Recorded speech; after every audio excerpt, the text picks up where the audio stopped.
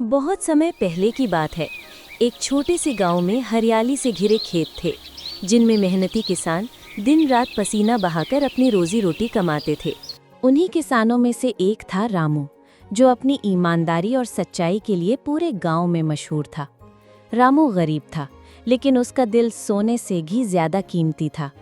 वो दूसरों की मदद करने में विश्वास रखता था और मेहनत को ही भगवान मानता था।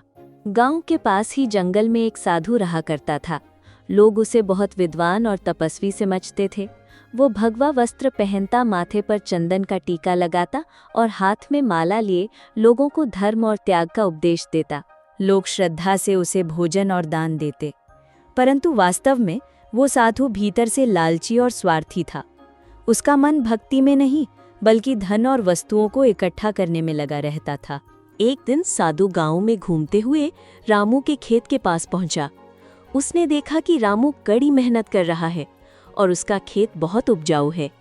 वहां गेहूं की फसल लहलहा रही थी, जो जल्द ही काटने योग्य हो जाएगी। साधु के मन में लालच जागा। उसने सोचा, ये किसान कितना सीधा साधा है। अगर मैं इसको अपने जाल में फंसा लूं, तो इसकी मेहनत का आधा हिस्सा मुझे मिल सकता है। साधु ने अगले दिन रामू से मुलाकात की। मुस्कुराते हुए बोला, बेटा, मैं साधु हूँ, मेरे पास अपना कुछ नहीं है। भगवान ने कहा है कि धर्मात्मा व्यक्ति को अपने भोजन का हिस्सा साधु को देना चाहिए। अगर तुम चाहो तो अपने खेत की आधी उपज मुझे दान कर दिया करो, इससे तुम्हारा कल्याण होगा। रामू ईमानदार और श्रद्धालु था। उसने साधु की बात को सच मान लिया। उसने सिर झुकाकर कहा, महाराज, अगर यही आपका आदेश है तो मैं तैयार हूँ, लेकिन कृपया आप ही बताइए, कौन सा हिस्सा आपका रहेगा, जमीन के ऊपर का या नीचे का? साधु ने तुरंत चालाकी से कहा, ऊपर का हिस्सा मेरा होगा। रामू मुस्कुराया और बोला, ठीक है महाराज, जैसा आप कहें।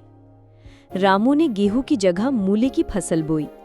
कुछ ही महीनों में खेत मूली से भर गया। जब फसल तैयार हुई तो साधु आया और बोला, चलो किसान, अब मेरा हिस्सा दो, ऊपर का हिस्सा मेरा है। रामू ने मूली की पत्तियां काटकर साधु को दे दी। साधु ने जब देखा कि उसके हिस्से में सिर्फ सूखी पत्तियां आई हैं और किसान के पास पूरी मूली रह गई है, तो उसका चेहरा उतर गया। वो क्रोधित होकर बोला, अरे, तूने मुझे धोखा दिया है। रामू शांत स्वर में बोला, महाराज, आपने ही कहा था कि ऊपर का हिस्सा आपका होगा। अब अगर मूली की जड़ नीचे है तो इसमें मेरी क्या गलती? साधु को अंदर से शर्म तो आई, पर उसका लालच कम नहीं हुआ। उसने सोचा, अगली बार चालाकी से किसान को हराऊंगा। कुछ दिनों बाद साधु फिर आया और बोला, ठीक है, इस बार नीचे का हिस्सा मेरा होगा, अब देखना तेरा क्या बचता है। रामू ने हंसकर हामी भर दी। इस बार उसने गेहूं बोया।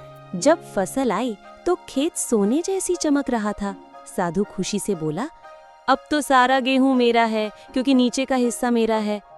रामू ने सिर हिलाया और कहा, महाराज, नीचे का हिस्सा तो आपने मांगा था, तो लीजिए। उसने खेत से जड़ें और भूसी निकालकर साधु के आगे रख दी। असल अनाज तो ऊपर बालियों में था, जो किसान के पास रह गया। साधु का चेहरा गुस्से से लाल हो गया। वो चिल्लाया, तू फिर मुझे मूर्ख बना रहा है। रामू ने शांत स्वर में उत्तर दिया, महाराज, मैं तो केवल वही दे रहा हूँ जो आपने मांगा। ऊपर और नीचे का फर्क आपने ही तय किया था। साधु अब हार नहीं मानना चाहता था।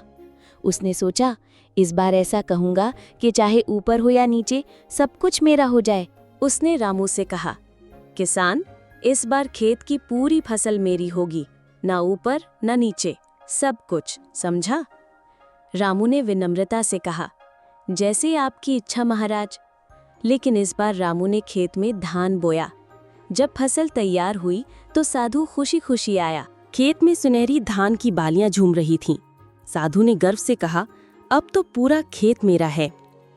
रामू ने धान का पूरा खेत साधु को दे दिया। साधु बहुत प्रसन्न हुआ और उसे घर ले गया। लेकिन जब धान को पीसा गया तो उसमें कीड़े निकले और पूरा अनाज खराब हो गया। साधु के पास कुछ भी ना बचा। इधर रामू ने थोड़े ही खेत में अपनी मेहनत और बुद्धि से अच्छी फसल ली और अपने परिवार का पालन किया। साधु की लालच और धोखे की नीति उसे खाली हाथ छोड़ गई। गांव के लोग जब ये सुनते तो रामू की ईमानदारी और समझदारी की तारीफ करते। वे कहते, सच्चाई और मेहनत का साथ हमेशा मिलता है, पर लालच इंसान को बर्बाद कर देता है। धीरे धीरे साधु की असलियत सबको पता चल गई। लोग उसका सम्मान करना छोड़ दिए। साधु अकेला और दुखी रह गया, जबकि ईमानदार किसान रामू सबकी दुआओं और प्यार के साथ सुखी जीवन बिताने लगा। ईमानदारी और मेहनत से बढ़कर कोई धन नहीं। लालच चाहे कितना भी बड़ा क्यों न हो, अंत में उसका परिणाम खालीपन और अपमान ही होता है। Like and subscribe for more videos.